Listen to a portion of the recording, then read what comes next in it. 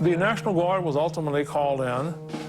In some instances, they protected African Americans and escorted them to places of safety, but in other incidents, they participated with the rioters, engaged in actually killing African Americans. When I was on my way to work at 5:30, I ran into a young fella, about 20 years old, walking down the street with a soldier. This young fella held me up, and the soldier searched me.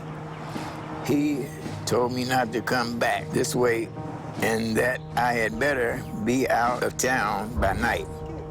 If not, he, the white man, would get me and set my house afire. All this while a soldier in Uncle Sam's uniform was standing by with a gun. And now women began to appear. One frightened black girl, probably 20 years old, got as far as Broadway with no worse treatment than jeers and thrusts. At Broadway, in view of the militiamen, the white women, several of whom had been watching the massacre of the Negro men, pounced on the negress. "Let the girls have her," was the shout as the woman attacked the young negress. The victim's cry, "Please, please, I ain't done nothing," was stopped by a blow in the mouth with a broomstick, which one of the women swung like a baseball bat. Other women seized the negress's hands, and the blow was repeated as she struggled helplessly. Fingernails clawed at her hair. When some of the men called, "Now let's see how fast she can run." The women did not readily leave off beating her, but they stopped short of murder, and the crying, hysterical girl ran down the street. All of a sudden, gunfire began to come from across the railroad track. So they took out their guns. His father and his mother were saying she shot too. None of these houses were burned because of the weapons. And he said he had no doubt himself.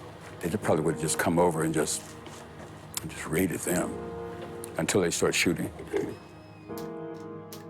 I saw man after man with hands raised, pleading for his life, surrounded by groups of men who had never seen him before and knew nothing about him except he was black, and saw them administer the historic sentence of intolerance, death by stoning.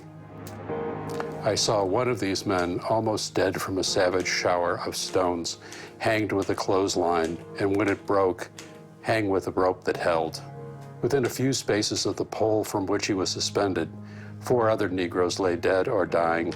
Another had been removed, dead a short time before. I saw the pockets of 2 of these Negroes searched without finding any weapon.